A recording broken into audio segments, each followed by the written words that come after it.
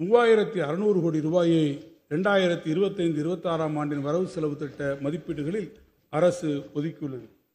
மகளிர் நல திட்டங்களுக்கெல்லாம் மகுடம் வைத்தது போல் அறிவிக்கப்பட்ட கலைஞர் மகளிர் உரிமை திட்டத்தின் மூலம் ஒவ்வொரு மாதமும் 1,15,00,000 குடும்பத் தலைவிகளுக்கு மாதம் 1000 ரூபாய் அவருடைய வங்கிக் கணக்கில் நேரடியாக செலுத்தப்பட்டு வருகிறது. இத்திட்டத்தினால் பயன்பெறும் இல்லத்தரசிகளுக்கு மாதந்தோறும் 1000 ரூபாய் என்பது அவர்களுடைய அன்றாட வாழ்க்கைக்கு பேருதவியாக இருப்பது மட்டுமின்றி அவர்கள் கணிசமாக சேமிக்கவும் வழிவகுக்கிறது. இதுவரை மகளிர் உரிமை தொகை பெற்றிடாத தகுதி வாய்ந்த இல்லத்தரசிகள் இத்திட்டத்தின் கீழ் விண்ணப்பித்திட உரிய வாய்ப்புகள் விரைவில் வழங்கப்படும்.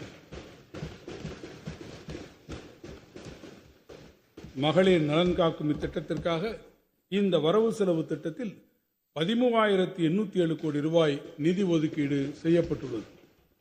ஏழை குடும்பங்களை சார்ந்த மாணவியர் உயர்கல்வி பயில்வதை உறுதி செய்யும் வகையில் அறிமுகப்படுத்தப்பட்ட மூவலூர் ராமாமிர்தம் அம்மையார் நினைவு புதுமை பெண் திட்டத்தின் கீழ் தற்போது 4,06,000 மாணவியர்கள் மாதந்தோறும் 1000 ரூபாய் பெற்று பயனடைந்து வருகிறார்கள்.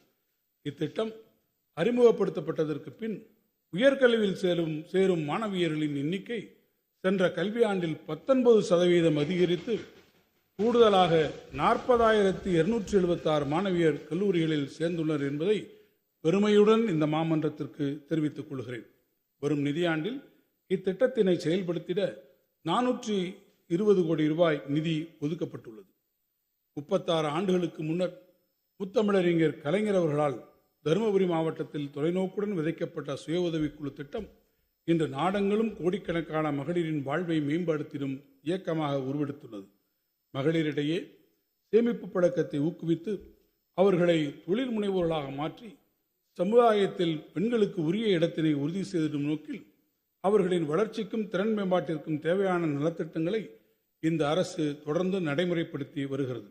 தற்போது 4.76 லட்சம் மகளிர் திட்ட சுய உதவி குழுக்கள் இயங்கி வருகின்றன. சுய உதவிக்குழு இயக்கத்தில் இதுவரை இணைந்திராத மகளிர் மற்றும் விளிம்பு நிலை வாழ் குடும்ப உறுப்பினர்களை கொண்டு 10,000 புதிய சுய உதவி குழுக்கள் வரும் நிதியாண்டில் உருவாக்கப்படும். மேலும் வரும் நிதியாண்டில் சுய உதவி குழுக்களுக்கு 37,000 கோடி ரூபாய் அளவிற்கு வங்கிக் கடன் வழங்க இலக்கு நிர்ணயிக்கப்பட்டுள்ளது. தமிழ்நாட்டின் முத்திரை பதிக்கும் திட்டங்களில் ஒன்றான தோழி பணிபுரியும் மகளிர் விடுதிகள் ஏற்கனவே தாம்பரம், திருச்சி உள்ளிட்ட 13 இடங்களில் 1,303 மகளிர் பயன்பெறும் வகையில் வெற்றிகரமாக இயங்கி வருகின்றன. எதிர்வரும் நிதியாண்டில் காஞ்சிபுரம், ஈரோடு, கரூர் மற்றும் ராணிப்பேட்டை உள்ளிட்ட மேலும் 10 இடங்களில் 800 பெண்கள் பயன்பெறும் வகையில் 77 கோடி ரூபாய் மதிப்பீட்டில் கட்டப்படும். பணிபுரியும் பெண்களின் பாதுகாப்பினை உறுதி செய்திடும் நோக்கத்துடன் நாட்டிற்கே வழிகாட்டும் வகையில் மாவட்டந்தோறும் தோழி விடுதிகள் அமைக்கப்படும் என்ற இலக்கை நோக்கி தமிழ்நாடு வெற்றிகரமாக சென்று கொண்டிருக்கிறது.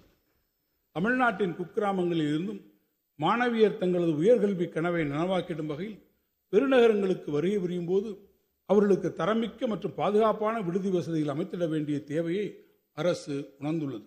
எனவே எதிர்வரும் நிதியாண்டில் சென்னை, கோவை மற்றும் மதுரை ஆகிய மாநகரங்களில் தலா 1000 மாணவியர் தங்கும் வகையில் அனைத்து நவீன வசதிகளுடன் மொத்தம் 275 கோடி ரூபாய் மதிப்பீட்டில் 3 மாணவியர் விடுதிகள் அமைக்கப்படும். தமிழ்நாடு பணிபுரியும் மகளிர் விடுதிகள் நிறுவனத்தால் பராமரிக்கப்பட இருக்கும் இவ்விடுதிகளின் சேர்க்கையில் பொருளாதாரத்தில் பின்தங்கிய பிற்படுத்தப்பட்டோர், மிகவும் பிற்படுத்தப்பட்டோர், ஆதி திராவிடர், பழங்குடியினர் மற்றும் சிறுபான்மையின மாணவர்களுக்கு உரிய முன்னுரிமை வழங்கப்படும்.